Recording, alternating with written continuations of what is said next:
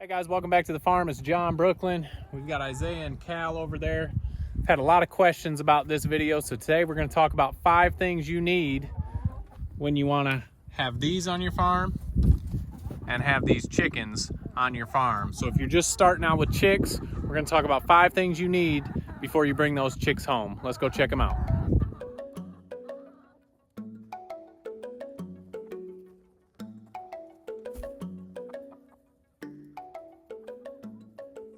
All right, guys, a couple things before we get into our top 5 tips or things you need when you start raising chicks. Obviously, chickens have been a hot topic lately with the price of eggs and everything else. And if you're going to raise chickens to sell eggs to make money, you may as well save your time. You're probably not going to make money selling eggs, but if you're doing it to get the healthiest, most delicious egg you can get for your family, then by all means, you need to be raising chickens. So it's not really about making money when you get chickens. It's more about getting that healthy food, the freshest, most delicious eggs. So the first thing you need when you get your chicks is a place to keep them called a brooder. Let's go check them out.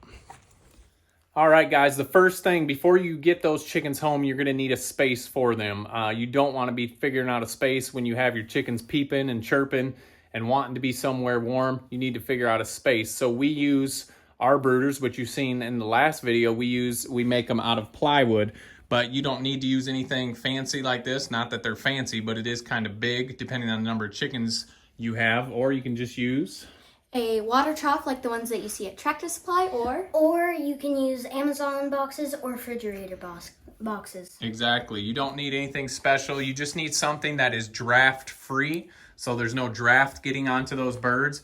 If the birds get cold from drafts or lack of heat, it can cause pasty butt, which you're gonna wanna take care of because that can eventually kill your chickens. Another tip, when we started, we had them in our garage, and like in this barn, it has a cement floor, so that cement can be very cool. So what we do now, we've got a moving blanket down on the bottom layer above the cement, and then we put a tarp on top of that, so that way the poop is not getting on our moving blanket when they scratch it down.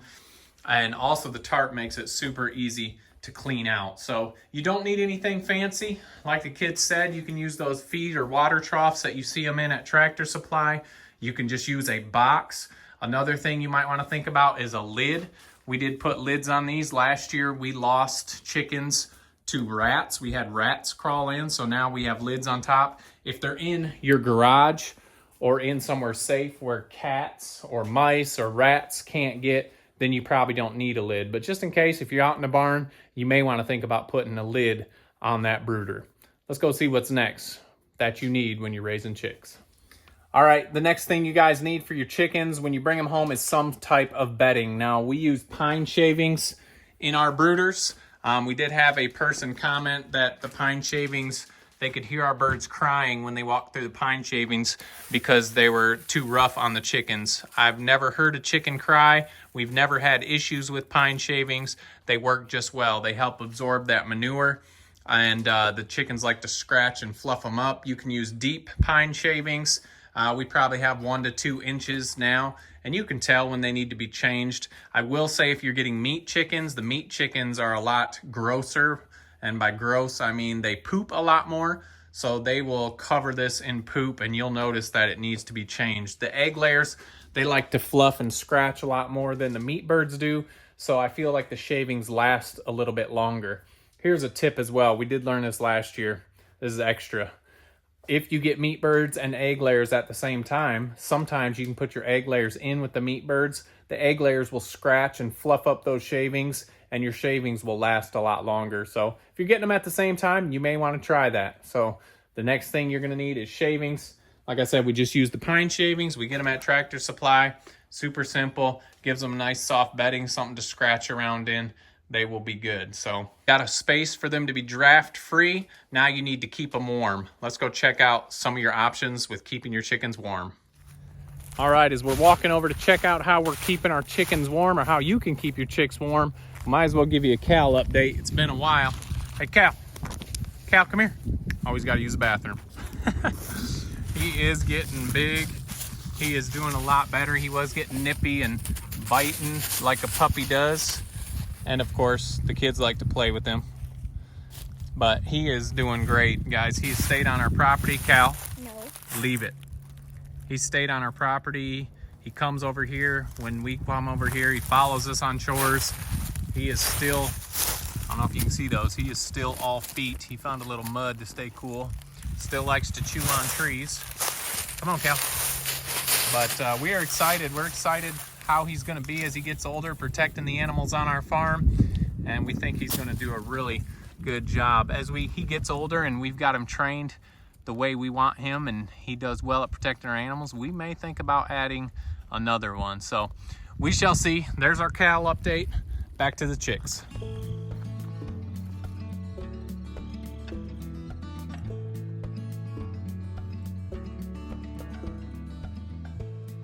All right, number 3, guys, keeping your chickens warm. We got a draft-free spot for them, so they are going to be good, but chickens still need it around 90. I'm not 100% sure. 90 degrees.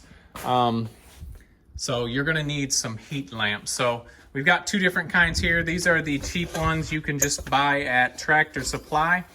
This is a Premier one. There has been a lot of barn fires because of heat lamps like this. And I think some of it is just people not using them correctly, but these can be a little dangerous. These are the kind we use though. These Premier one lights are nice. When they fall, if they do fall, they're not gonna burn anything up because they've got this cage on them and the light's way up in there. But we found that they just didn't put off enough heat. So we need more than one, and they were expensive and didn't really care for those. So we just use these. We make sure that we've got them hung up correctly, and we'll even attach another piece of wire just to keep it at a permanent spot so that clip, this one doesn't have a clip on it, the clip that holds it does not fall. So you do need a heat lamp. The way we figure out whether it's warm enough, and them chickens are all huddling under the lamp, you know it is too cold, so you can lower that lamp down or add another lamp in your brooder. If they are all spread out to the corners of the sides, you know it's too hot. And if they're just kind of scattered evenly throughout your brooder, you know that you are good. So I'm gonna move right down. We've talked about housing, heating, and shavings. We need to talk about food and water now. So with chicks, you do need a different feed. We use a crumble. The type you get is totally up to you. We use non-GMO crumble. Some people will add some grit into it because it helps them digest that food down in their crop. The choice of feed you use is up to you. There's all sorts of choices: medicated, non-medicated, non-GMO, organic. Choose the one that fits your farm the best, maybe even just fits your budget. But in order to have that feed, we need feeders. So let me show you a couple different kind of feeders. If you only have a couple chickens, this is a good feeder. Can you keep it down over there, Cal? He's eating the paper towels. Paper towel in there he's trying to get? Well, there was. All I right. already took that. Okay, back to the feeders.